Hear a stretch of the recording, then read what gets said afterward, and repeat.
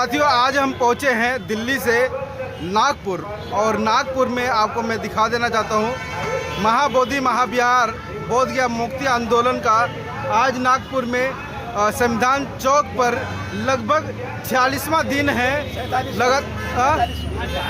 आज 47वां दिन है जो कि लगातार यहाँ पे धरना प्रदर्शन चल रहा है मुक्ति आंदोलन के लिए, मगर कहीं ना कहीं अभी तक सरकार के कान पर जूं तक भी नहीं रेंग रही है। हालांकि ये आंदोलन धीरे धीरे पूरे देश में ये इस आंदोलन की शुरुआत हो चुकी है, मगर अब हम सीधे चलते हैं नागपुर में जो समता सैनिक दल के अगुवाई में ये धरना प्रदर्शन चल रहा है। तो बाबूजी, पूरा परिचय के साथ में आप बताएं कि सर ये कब तक चलता रहेगा धरना प्रदर्शन?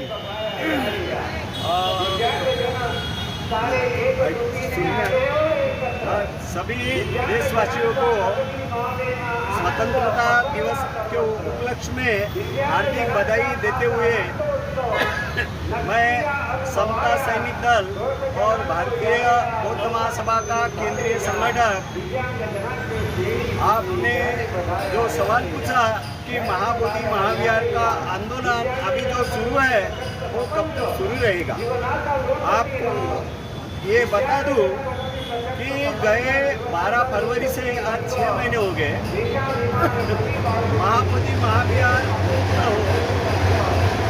बिहार सरकार का जो पीटी एक्ट 1949 है वो निरस्त हो, वो कैंसल हो और बौद्धों की विरासत बौद्धों को मिले, इसके लिए 12 फरवरी से यानी 6 महीने से आंदोलन जारी है। ये आंदोलन सिर्फ बोध गया पूर्ता ही सीमित न रहते हुए पूरे देश भर में ये आंदोलन की चिंगारी लग गई है। देश और विदेश में महाबोधि महाविहार मुक्त हो, इसके लिए तमाम बौद्ध संगठनाएं, हमारी भारतीय बौद्ध महासभा, समता सैनिक दल, महिला सशक्तिकरण संघ नागपुर में महाबोधि महाविहार का जो बोध गया का आंदोलन है उसके समर्थन में गए 47 डेज से यानी 8 जुलाई 2025 से यहाँ सतत आंदोलन शुरू है। हमारी यही मांग है कि जल्दी से जल्दी महाबोधि महाविहार मुक्त हो। महाबोधि महाविहार के ऊपर जो पंडों का कब्जा है वो तुरंत बौद्धों को मिले, बौद्धों को महाबोधि महाविहार का शासन, प्रशासन, समन्वय, मैनेजमेंट सभी बौद्धों को मिले, इसके लिए हमारा एजुकेशन है। पीटी एक्ट के मुताबिक 4 बौद्ध, 4 हिंदू और एक प्रशासकीय कलेक्टर, जिलाधिकारी, ये हमें मंजूर नहीं है। गए सैकड़ों सालों से आपने बौद्धों के ऊपर जुल्म किए हैं। अभी ज़्यादा दिन तक भारत के और विदेश के बौद्ध लोग आपका जुल्म सहना नहीं चाहते हैं। हमारी यही मांग है कि बौद्धों की विरासत जल्दी से जल्दी बौद्धों को सौंपी जाए। सर, मेरा सवाल है कि ये आज से 20 साल पहले भी आंदोलन शुरू हुआ था और अभी 75 साल हो गए बीटी एक्ट को लागू हुए हुए, जो कि उसमें कुछ बौद्धों को लिया गया और सबसे ज़्यादा जो मेजॉरिटी वाले हिंदुओं को शामिल किया गया। क्या उसी समय नहीं रोका जाना चाहिए था? ये देखिए, जिस समय बीटी एक्ट बना, बीटी एक्ट 1949 में बना, बिहार सरकार के माध्यम से बना। केंद्र सरकार ने जब भारतीय संविधान लागू होने का था और पूरे देश में बौद्धों की संख्या उस जमाने में बहुत कम थी, जिनको बौद्ध गया मुक्त हो ऐसी बहुत यानी तन मन से इच्छा नहीं थी, मगर डॉक्टर बाबा साहब आम्बेडकर जी ने इस देश के लाखों करोड़ों लोगों को बौद्ध धम्म की दीक्षा देकर एक मानवता का धम्म दिया, मानवता का संदेश दिया।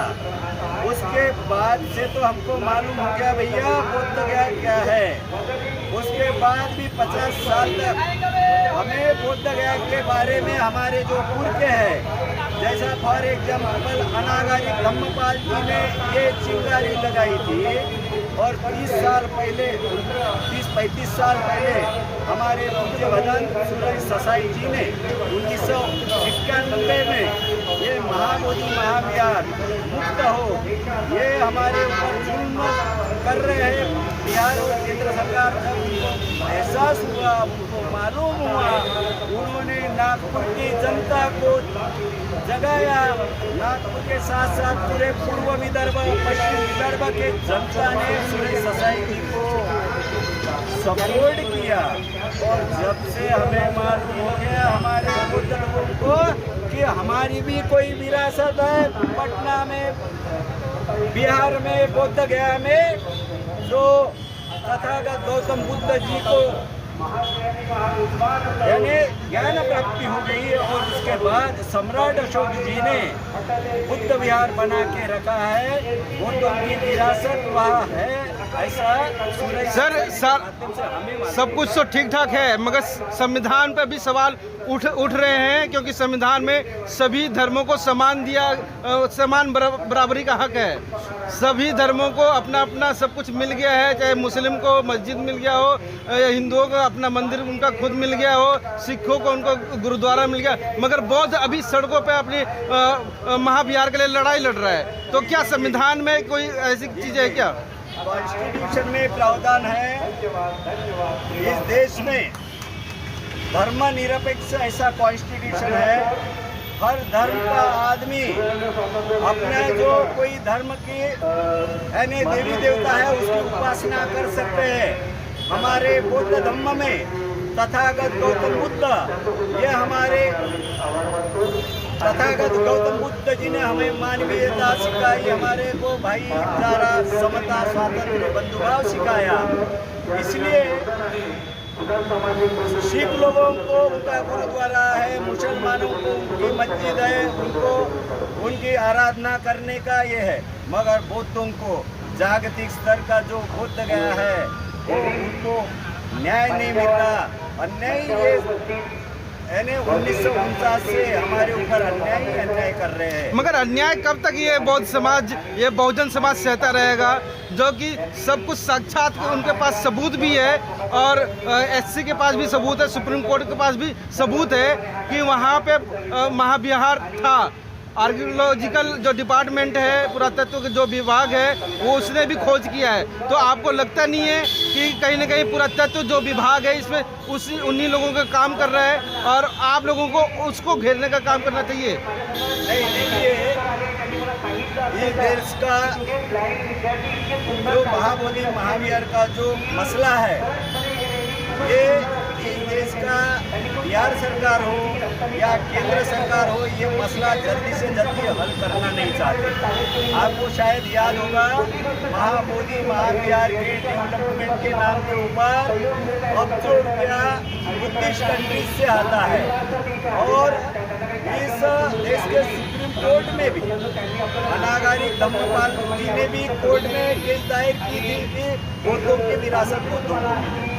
उसके बाद बंदे सूरज ससाई जी ने भी 1991 या 95 के करीब भी वो केस डाली थी। उसके बाद 2012 में भी केस डाले हैं, मगर ये सरकार और सुप्रीम कोर्ट बौद्धों को जल्दी से जल्दी न्याय देने के लिए निष्क्रिय है।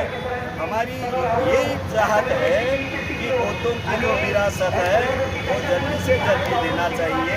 जैसा आप राम मंदिर हिंदू लोगों को सुप्रीम कोर्ट से भावना के आधार पर, यानी राम मंदिर में हिंदू लोगों की भावना है, ये मुद्दा सामने लाकर आप सुप्रीम कोर्ट में हिंदू लोगों को न्याय देकर मुस्लिमों के ऊपर अन्याय किए, वैसा ही अन्याय किए बोलो जब हिंदुओं को न्याय मिला, वैसा ही हमारा कहना है। बोध गया में बौद्ध लोगों की भावना है, बौद्ध लोगों में श्रद्धा है।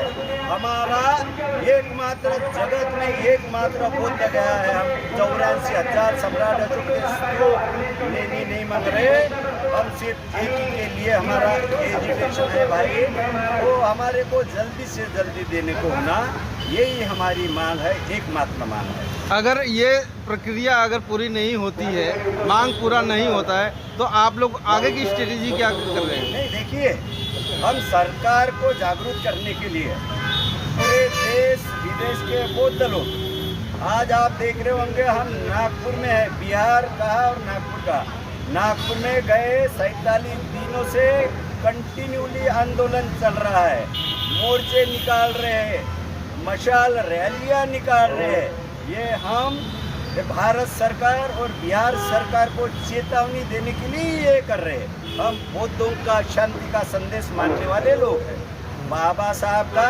सम्यक क्रांति के ऊपर भरोसा करने वाला ये बौद्ध समाज है। मगर सरकार ने कमेटी गठित कर दी है, जिसमें से 11 लोग बाहर विदेशी हैं, ये तो 25 लोगों की कमेटी है।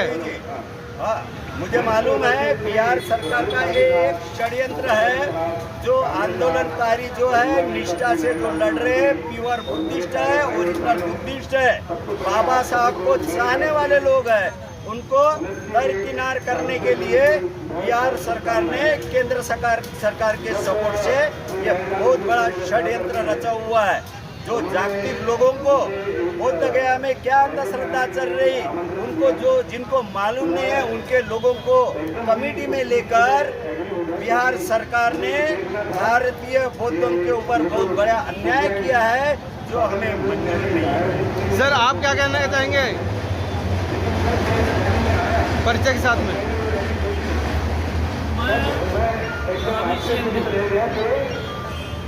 मैं 11 साल मंदिर सूर्य सोसाइटी इनकी नेतृत्व महावीर का आंदोलन कर चुका हूँ, जिसमें पटना में जेल पर हूँ, दिल्ली में लाखों का मोर्चा, भोपाल में आंदोलन, अनेक जगह नागपुर में आंदोलन में कर चुका हूँ।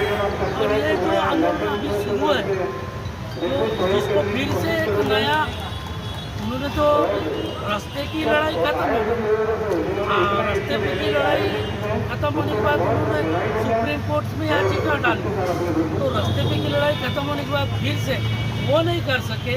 लेकिन और भी बौद्ध लोग भारतीय बौद्ध महासभा है, उनसे प्रेरणा लेकर महाबोधि महाविहार ये मुक्त करने के लिए ये 1.5 महीने से ये आंदोलन चालू है। और इसको तमाम बौद्धों से विनती है, बौद्धों को पूरे तमाम भारत के, बाबा साहब आम्बेडकर ने एक वाक्य कहा था, मैं हिंदू धर्म में पैदा हुआ लेकिन मैं हिंदू धर्म में मरूंगा नहीं। क्या है इसका अर्थ? सोचो, अपने अपने मन में सोचो। मगर बाबा साहब ने जो कहा था, संगठित रहने के लिए भी बोला था, मगर इस धरना का जो है आगे का जो विस्तारित रूप है, उसके कई खंड हो गए हैं। बाबा साहब उनको पहले कैसे इकट्ठा करेंगे अपने लोगों को? बाबा साहब हमारे लिए पहले भी और अंतिम भी। बाबा हमको बुद्धिज्म भी चाहिए, तो बाबा साहब का बुद्धिज्म चाहिए, दूसरा बुद्धिज्म नहीं। तो ज्ञान वान में हम ये नहीं मतलब रखते, हमको बाबा साहब ने दिया, बाबा साहब अम्बेडकर का बुद्धिज्म चाहिए। और इसके लिए चाहे प्राण चले जाए, अभी भी लड़ रहे हैं, आगे भी लड़ेंगे। और दिल्ली की सरकार इतना भी कोशिश कर ले, ये बात 1949 का कायदा नया संविधान लागू गए 1950 में, तो 1949 का कायदा रद्द होना चाहिए, समझता है। लेकिन बात क्या है, हम जीतते पहले भी हारे, लेकिन अभी ये जो लड़ाई है, ये खाली हमारे लोगों में वाद विवाद मतभेद नहीं होना चाहिए। अगर सब मिलके अगर लड़ते, वो हार की कमी कहाँ पे रही? जो पहले जो आंदोलन चला था, उसके हारने की कमी कहाँ रही? उसके हारने की कमी मैंने मैं हर आंदोलन में शामिल रहा, पटना से लेकर दिल्ली से लेकर भोपाल से नागपुर से, जहाँ भी महाबोधि महावीर का आंदोलन रहा, मैं बनते जी सूर्य सोसाइटी के साथ रहा। मैं नागपुर शहर अखिल भारतीय धम्म सेना का अध्यक्ष था। वो लड़ाई में क्या हुआ कि कुछ बनते आनंद भी थे आगरा के, वो साथ में लड़ रहे थे। तो भिक्षु संघ में आपस में कुछ मनमुटाव बनते जी अल्पसंख्यक आयोग के सदस्य बने केंद्र में। उसके बाद क्या मनमुटाव ये नहीं मालूम, तब से रास्ते का आंदोलन बंद हुआ। मगर वर्तमान की स्थिति क्या देखते हैं? वर्तमान स्थिति में भी वही दिख रहा है कि मनमुटाव है। सब कोई आकाश लामा विनाचार्य। मैं चाहता हूँ कि अंबेडकर परिवार का एक आदमी जो भारतीय बौद्ध महासभा का अध्यक्ष है, आदरणीय भीमराव अंबेडकर साहब, ये मध्यस्थी करे, सबको इकट्ठा लाए, संगठित करे। संगठित रह के आंदोलन करने की ताकत कुछ और होती है। इसके लिए बाबा साहब ने बोला संगठित रहो और संघर्ष करो। लेकिन अब टुकड़े टुकड़े में संघर्ष करेंगे तो उसको कोई महत्व नहीं रहता। बहुजन समाज डिमांड कर रहे हैं, जितने भी बौद्धिस्ट है वो उनकी डिमांड है कि कम से कम जब बाबा साहब के जो परिवार के लोग हैं वो इस आंदोलन का नेतृत्व करता बने। बिल्कुल करेंगे। प्रकाश आंबेडकर साहब भी कर रहे हैं, भीमराव अम्बेडकर साहब भी कर रहे हैं, आनंदराज आंबेडकर साहब भी। मगर वो तो इनके मंच पे जा रहे हैं, उनके मंच पे जा रहे हैं, उनके मंच पे, मगर किसी को इकट्ठा तो नहीं। इसके मंच पे गए महाबोधि महाविहार के लिए एक ही मंच है, वो है बौद्धों का, और बौद्धों का ही मंच रहेगा। और आंबेडकर परिवार बौद्धों के साथ पूरा परिवार एक साथ खड़ा होगा। चलिए बाबूजी, आप भी कुछ कहना चाहेंगे परिचय के साथ में? परिचय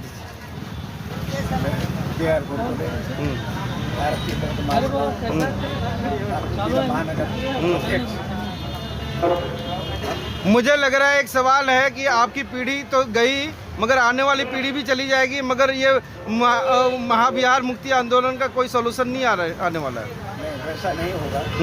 हम हमारे जिंदगीपन में ही हम देख रहे हैं। अच्छा, ये हम जिंदा रहते उसके पहले हम मरने वाले नहीं। अच्छा, मतलब कि आने वाली पीढ़ी को दे के जाएंगे ये सौगात? देख ही जाएंगे। उनको लड़ने को नहीं मालूम है ना, उनको लड़ना मालूम आता है। अच्छा, इसलिए हम लड़के ले करके हमारे को। चलिए, तो क्या संदेश देना चाहेंगे? मैं यही संदेश दूंगा कि महाबोधि महाविहार का मसला अभी बहुत सटीक आ गया, पास में आ गया है। हम कितने भी विभक्त हो जाएंगे, कितने भी कुछ भी हो जाएंगे, लेकिन हमारा संविधान बिल्कुल सक्षम है और संविधान के आधार पर हमको मिलना है। अभी केंद्रीय सरकार बोलो या पटना की सरकार बोलो, बिहार सरकार बोलो, अनैतिक रूप से, असंवैधानिक रूप से कब्जा करके बैठे होंगे। अनैतिक रूप से, क्योंकि संविधान बोलता है कि 26 जनवरी 1950 के बाद जो भी कानून बने हैं जिसके आधार पर नागरिकों का हक अगर मारा जा रहा है, ऐसे कानून को रद्द कर देना चाहिए। या सरकार अपने लोगों को लुभाने के लिए 26 जनवरी 1950 के बाद भी अगर कोई कानून बनाती है उसको भी रद्द कर दिया जा सकता है। जब ऐसा प्रावधान है तो सक्षम सुप्रीम कोर्ट जो है हमको न्याय देगा, ऐसी हमको आशा है। और इसी आशा के साथ में हम लोग, क्योंकि अपने हमारा मोर्चा है जागृति के लिए है, हमको पार्लियामेंट में भी हमको आवाज़ उठानी पड़ेगी और संविधान क्या बोलते हैं विधानसभा में भी उठानी पड़ेगी। हम सिर्फ संविधान, हम क्या है कि हमारी आवाज़ हम सुप्रीम कोर्ट में सिर्फ वकीलों के थ्रू उठा सकते हैं, जनता नहीं जा सकती है। जनता रास्ते में उतर करके और जगह जगह रह करके अपनी ताकत बताएगी। नहीं, भारतीय बौद्ध महासभा के बैनर तले सबको आना चाहिए। तो इनका नाम कैसे निकल के आ रहा है कि ये इनका नाम है, इनके अगुवाई में, उनके अगुवाई में, तो सिर्फ एक ही नाम होना चाहिए ना, भारतीय बौद्ध महासभा। मोदी सभा इसके संस्थापक है और बाबा साहब के ऊपर सभी को भरोसा है और सभी बाबा साहब बोलते हैं, तो उसकी संस्था को भी महत्व देने वाले लोग आगे आना चाहिए। और सैनिक संगठन है सारे भूल जाना चाहिए। छोटी मोटी जितने भी संस्था हैं सब खत्म करके इसी, जैसे गंगा बहती है इसमें, और छोटी छोटी नदियाँ जाकर उसमें मिल जाती हैं, तो हमारे भारतीय बौद्ध महासभा में भी छोटी छोटी संस्थाएं इसमें मिल जाएंगी, ऐसी मेरी आशा है। और इसके आधार पर मैं कह सकता हूँ कि हम हमारे जन्म में ही मुक्त करेंगे। चलिए, ठीक। जय भीम, नमो बुद्धाय। स्वतंत्रता दिवस का सबको बहुत बहुत मुबारक हो। धन्यवाद। आपको भी बहुत बहुत मुबारक, दिल्ली से आके आपने हमसे साक्षात्कार किया। और कौन है? जय भीम। जी बाबूजी, आज खासकर आज के दिन क्या संदेश देना चाहेंगे पूरे बहुजनों को, बौद्धिस्टों को? मैं बुद्धिस्ट लोगों को यही संदेश देना चाहता हूँ कि आज हमारा स्वतंत्रता दिवस यानी 78वां स्वतंत्रता दिवस है अपने लिए, और हम लोग दिन आज़ाद हुए हैं। तो हर इंसान को आज़ादी का जो अधिकार है वो मिलना चाहिए। परंतु आप देख रहे हैं इस मुद्दे से आप दिल्ली से यहाँ तक आए हुए, वाकई में आपको आपके चैनल को धन्यवाद देता हूँ। आप इस चैनल के माध्यम से ये यहाँ पर जो धरना आंदोलन पे बैठे हुए हैं इनके विचार देश में नहीं तो आपके चैनल के माध्यम से विदेशों में भी जा रहा है। तो ये हमारी सरकार को मांग है, जैसा कि मुस्लिम लोगों को मस्जिद का अधिकार मिलता है, क्रिश्चियन लोगों को उनका यानी क्रिश्चियनों का यानी उनके भगवान पर अधिकार है, यानी वो चलाते हैं, गुरुद्वारा सिख चलाते हैं। जब बुद्ध गया ये बौद्धों का है तो ये स्वाभाविक है, ये बौद्धों को मिलना चाहिए। फिर ये सरकार हमारे ऊपर अन्याय क्यों कर रही है, जबकि ये जो 20वीं शताब्दी में सम्राट अशोक ने ये महाबोधि महाविहार बनाया है ताकि बुद्ध के विचार इस महाविहार से देश में विदेशों में जाए, जिस विचारों से इस देश का भला हो, व्यक्ति का भला हो, ये विचार बुद्ध देते हैं। तो ये विचार को खत्म करना बोलिए एक साजिश सरकार की है जो हमें मंजूर नहीं है। अगर ये महाबोधि महाविहार बौद्धों के हाथ में आता है तो बौद्ध ये लोग अपने जो विचार हैं समता, स्वतंत्र, बंधुभाव, सबको न्याय, मैत्री, करुणा के आधार पर ये विचार महाबोधि महाविहार से जाएंगे और देश एक मजबूती स्थापन करेगा, मजबूती के तौर पर रहेगा। जो आज षड्यंत्र बना के कर्मकांड के आधार पर महाबोधि महाविहार में ये हिंदू लोग अपने यानी ये चला रहे हैं, ये कतई हमें पसंद नहीं है। बुद्ध को ये बिल्कुल पसंद नहीं था कि कर्मकांड हो, विषमता हो, और यहाँ पर जो चमत्कारिक बातें बिल्कुल बुद्ध को पसंद नहीं थे। हम चाहते हैं कि बुद्ध के विचार जो साइंटिफिक विचार है, समता, स्वतंत्र, बंधुभाव, मैत्री, करुणा के आधार पर है, ये विचार देश में विदेशों में जाए और हमारे लोगों का कल्याण हो, इस देश में रहने वाले का कल्याण हो। आज आप देखते हैं जब भी हमारे प्रधानमंत्री जी बाहर देश में जापान में जाते हैं, कहीं वो बुद्ध राष्ट्र में जाते हैं तो वो कहते हैं कि मैं बुद्ध की धरती पर आया हूँ, धरती से आया हूँ। क्यों कहते हैं?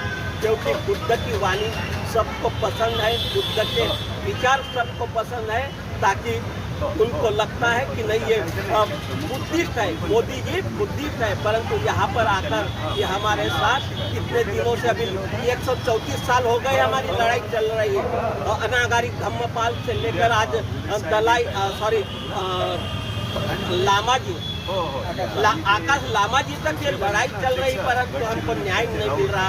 परंतु हमने अभी जता दिए है कि ये पूरे भारत में अभी मशाल मोर्चा से लेके सड़क का आंदोलन सुप्रीम कोर्ट तक हम लोग जा चुके हैं। और जब तक हमें अपना ये अधिकार महाबोधि महाविहार मुक्त नहीं होता, इंडिया 1949 रद्द नहीं होता, तब तक हम ये लड़ते रहेंगे।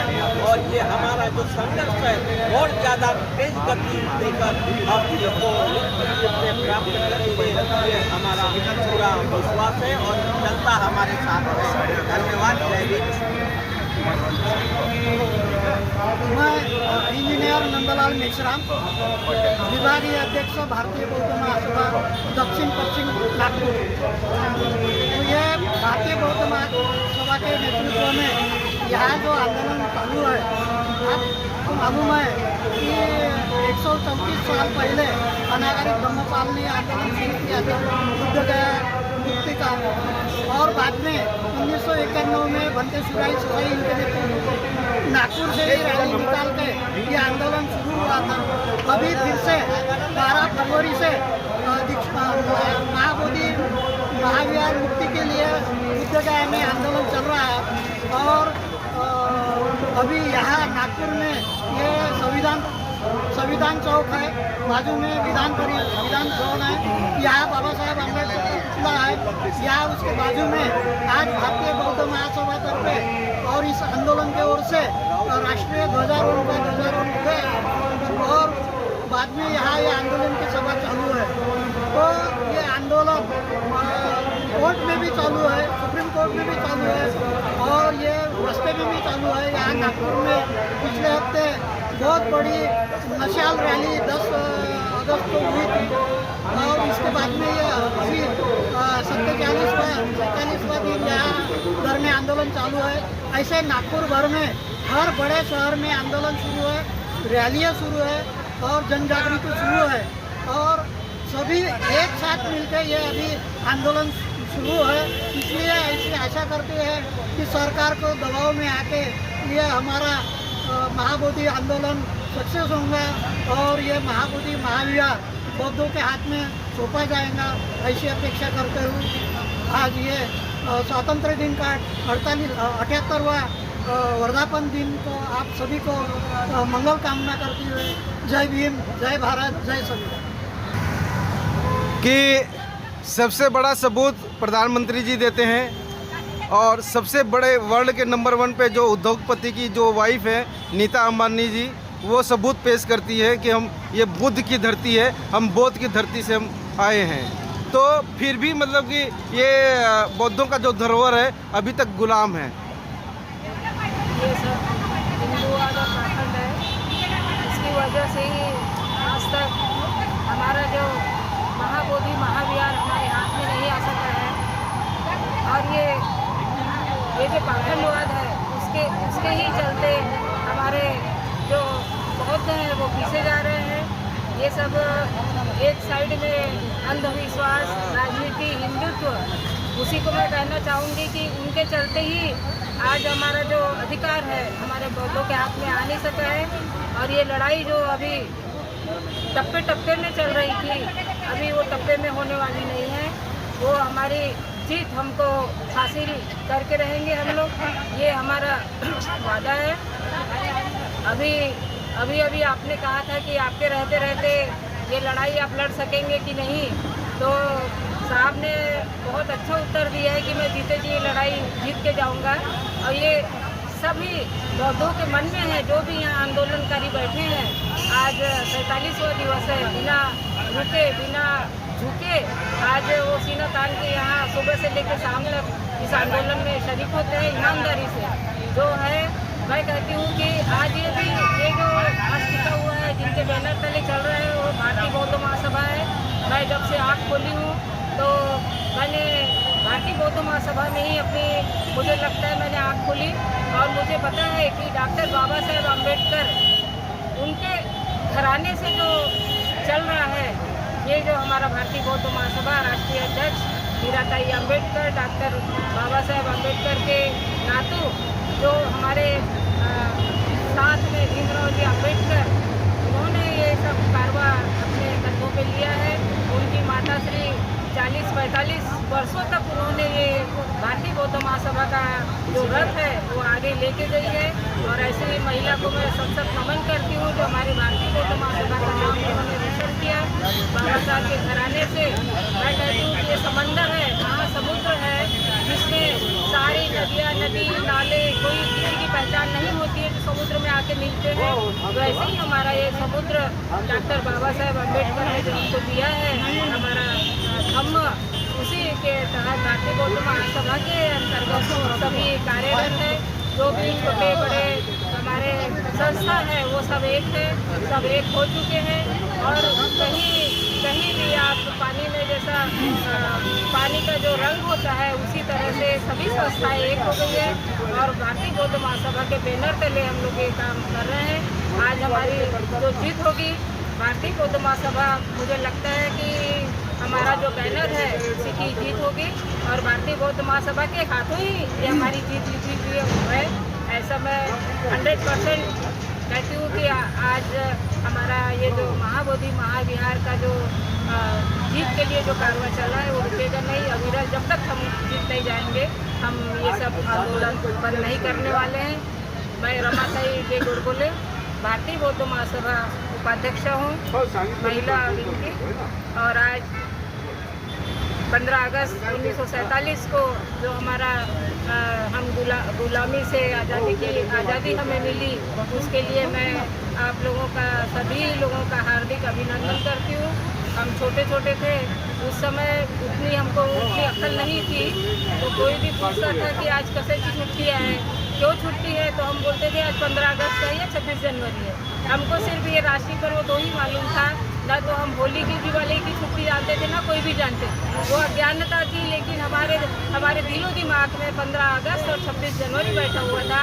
और हमेशा उत्तर देते थे कोई भी छुट्टी है, संडे भी रहे, कोई अगर पूछता क्या है तो हम बोलते थे 15 अगस्त है, 26 जनवरी है। तो ऐसे हमारा बचपना जो आज हम स्वतंत्र हो चुके हैं, और वही स्वतंत्रता अभी हमारे भारतीय बौद्ध महासभा वाले भी, जिसमें सारा समंदर की तरह पूरी संस्था एकजुट होके एक संघर्ष कर रहे हैं, वो हमको हासिल जरूर होगी, ऐसी मैं कामना करती हूँ। सभी को मैं बधाई देती हूँ आज के लिए। बहुत बहुत धन्यवाद आपका, विशेष रूप से जो आप दिल्ली से चलकर यहाँ पर आए हैं और हमारे उद्गार सुनने के लिए आपने इतना प्रयत्न किया, उसके लिए मैं आपका बहुत बहुत शुक्रगुजार हूँ। धन्यवाद। जय हिंद। हाँ जी सर, आपके सामने बहुत बड़ा सबूत है बौद्धों का, मगर फिर भी मतलब कि बौद्ध का जो विरासत वो आज गुलामी की स्थिति में है, मुक्त नहीं हुआ है। आपके खुद प्रधानमंत्री आपके देश के कहते हैं, नीता अंबानी सबसे बड़ी उद्योगपति की पत्नी जो है नीता अंबानी, वो खुद पेश करती हैं। तो उन सब सबूतों को आप कैसे पेश करेंगे सुप्रीम कोर्ट को? तो आपने क्या हमारे चैनल नीचे नहीं, ठीक है, नीचे थोड़ा सा माइक। ये बहुत खुशी की बात है कि बाबा साहेब के धर्म क्षेत्र कर्मभूमि के क्षेत्र में आ गए हैं। यहाँ कोई भी आदमी, आधा प्राण वाला आदमी जब आदमी पर आता है तो वह जवान हो जाता है। अब आप क्या मुख्य मुद्दा ये विरासत अभी हमारे बोले साहब और गाइड मैडम ने बहुत अच्छा करते हैं, बहुत से वक्ता लोग बताए। अब समस्या ये है कि बुद्ध विहार किसको मिलना चाहिए, समस्या ये है। ठीक है, कानूनी प्रक्रिया मैं महेंद्र पासवान साहब चीफ लीगल मैनेजर रिटायर्ड हूँ, मैं स्पष्ट ये व्याख्यान देना चाहता हूँ। बुद्ध महासभा अभी जो the Buddhist society of India, ये इनकी बनाई हुई है, जो डॉक्टर B.R. अम्बेडकर साहब की बनाई। अब आप सोचने की बात है कि आज तक भारत में बुद्धिस्ट की बात, भारत की बात करता हूँ, तो भारत में बुद्धिस्ट धर्म किसने अपनाया, किसने इतनी हिम्मत, वो बाबा साहब ने। और बाबा साहब ने 7 लेकर 10 लाख लोगों के साथ एक साथ बुद्धिस्ट धर्म को अपनाया। वो भारत में हुआ तो एक क्रांति छिड़ गई थी। आज तक किसी को इतनी हिम्मत, आर्थिक, नैतिक, भौतिक, सामाजिक रूप से जो विरोध झेल रहे थे, उसको टकराते हुए बाबा साहब ने संवैधानिक पावर देते हुए अपने लोगों को, मनोबल को बढ़ाते हुए बुद्ध धर्म को अपनाए। बुद्ध धर्म कब अपनाए? 1956 में। इनके रजिस्ट्रेशन कब है? बुद्धिस्ट सोसाइटी ऑफ इंडिया का गठन देखिए वहाँ लगा हुआ है, 1955 में गठन किया। अब 1955 में बुद्ध सोसाइटी ऑफ इंडिया की गठन हुई।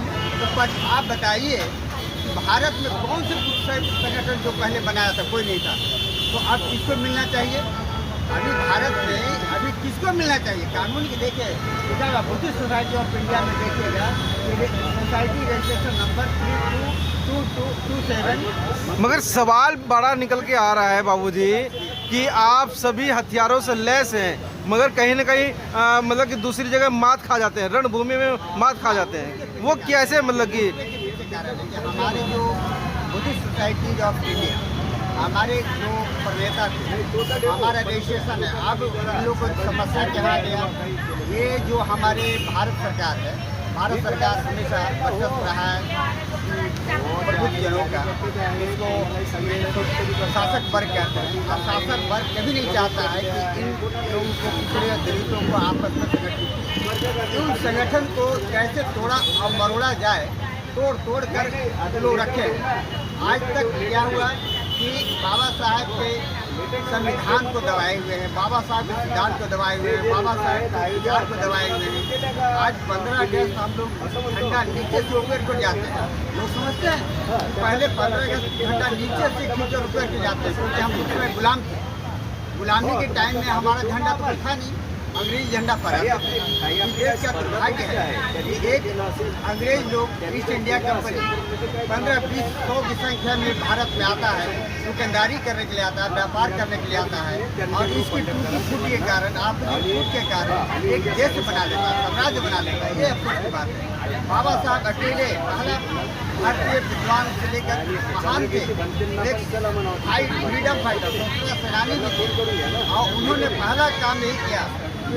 मैंने पहले उनका सिद्धांत सभी वक्तागण बताए कि मैं हिंदू धर्म में जन्म लिया, मेरा कोई बस नहीं है, लेकिन मैं मरूंगा हिंदू नहीं मरूंगा। इतनी बड़ी दृढ़ प्रतिज्ञा, और उनकी प्रतिज्ञा में उन्होंने कहा कि 1955 में ही उन्होंने बुद्ध सोसाइटी ऑफ इंडिया गठन किया। ये बुद्ध पंडित को बुद्ध भगवान के नाम पर, जो बुद्ध के नाम पर आया गया, तो बुद्ध सोसाइटी ऑफ इंडिया के नाम पर आना है। कानूनी, आर्थिक, नैतिक, भौतिक, सामाजिक दायित्व बनता सरकार का। आपस में जरूरत है कि हम लोग को फूट से अलग कर दें, और ये सोसाइटी इन्हीं को बना पर मिलेगी, और दूसरा कोई अधिकारी नहीं। धन्यवाद।